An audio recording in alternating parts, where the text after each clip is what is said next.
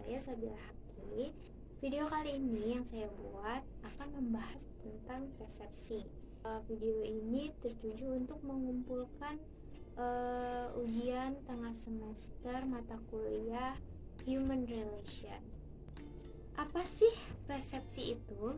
Persepsi merupakan tindakan menyusun, mengenali, dan menafsirkan informasi sensoris guna untuk memberikan gambaran dan pemahaman tentang lingkungan. Tiap individu memiliki persepsi yang terkadang sama dan juga berbeda. Persepsi ini bergantung dengan adanya komunikasi baik secara verbal maupun non-verbal, kemudian akan menimbulkan sebuah persepsi dari komunikan terhadap komunikator atau sebaliknya. Persepsi itu akan muncul ketika adanya stimulus, di mana stimulus itu harus cukup kuat dan harus memiliki kejelasan. Persepsi dapat terjadi bukan hanya dari informasi yang ada atau kejadian yang memang terjadi, tetapi bisa dari fisiologis, minat, kebutuhan, pengalaman kita dan juga suasana hati kita. Kemudian menurut Robbins SP 2003 mendeskripsikan bahwa persepsi yang kaitannya dengan lingkungan itu sebagai proses di mana individu-individu mengorganisasikan dan menafsirkan kesan indera mereka agar memberikan makna pada lingkungan mereka. Dalam pemahaman stimulus persepsi dapat dibagi beberapa jenis, yaitu yang pertama persepsi melalui indera penglihatan, di mana persepsi ini menggunakan mata sebagai alat individu dalam mengadakan persepsi. Reseptor yang sebenarnya terletak pada di dalam retina terletak adanya bacillus atau rods dan cones yang masing-masing mempunyai fungsi sendiri. Bacillus itu berfungsi untuk membedakan terang gelapnya benda yang dilihat, sedangkan cones berfungsi untuk membedakan warna yang dilihat. Yang kedua ada persepsi melalui indera pendengaran, di mana telinga merupakan salah satu alat bagi untuk mengetahui keadaan di sekitar manusia. Stimulus ini berwujud bunyi yang merupakan getar udara dan getaran medium lainnya. Sebagai respon dari stimulus ini, masyarakat atau individu bisa mendengar. Yang ketiga ada persepsi melalui indera pencium. Persepsi ini menggunakan alat indera hidung yang orang dapat mencium bau. Stimulusnya ini berwujud benda-benda yang bersifat gas yang dapat menguap dan mengenai alat-alat penerima yang ada di hidung. Kemudian diteruskan saraf sensoris ke otak sebagai respon dari stimulus itu, orang dapat mencium bau. Yang keempat ada persepsi melalui indera pengecap. Ini terletak di bagian lidah kita dan stimulusnya itu berupa benda cair. Zat cair itu mengenai ujung sel penerima yang terdapat di lidah, kemudian dilangsungkan oleh saraf sensoris ke otak hingga orang dapat menyadari atau meresapi rasa apa yang dicap itu, seperti rasa manis, pahit, asam, dan juga asin.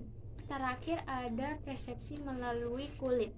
Melalui kulit dapat merasakan rasa sakit, terabaan, tekanan, dan temperatur. Pada bagian-bagian tertentu saja dapat merasakan stimulus ini, sedangkan beberapa bagian tidak bisa merasakan.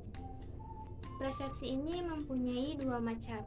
Yang pertama, external perception, di mana merupakan persepsi yang terjadi karena adanya rangsangan yang datang dari luar diri individu.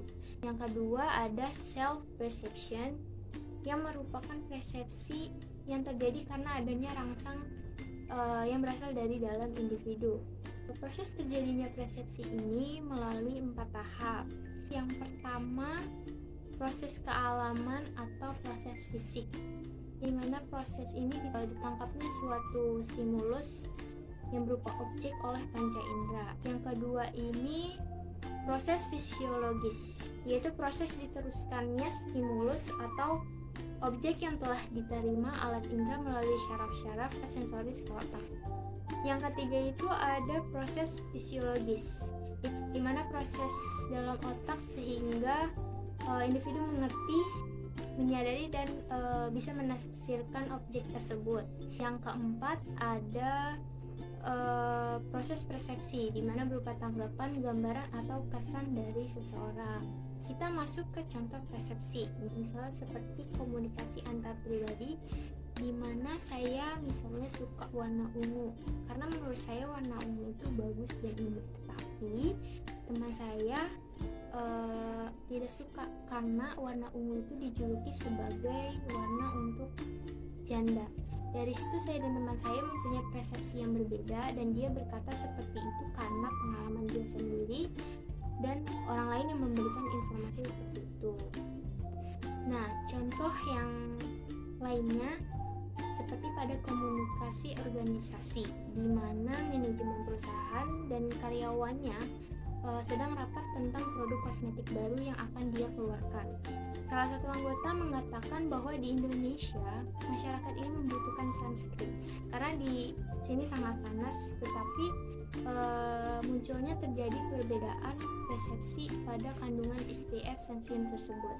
Ada yang mengatakan hanya mengeluarkan SPF 35++, dan ada yang mengatakan SPF 50 PA++ saja agar membuat hasil yang maksimal. Nah, teman-teman, itu adalah penjelasan tentang persepsi.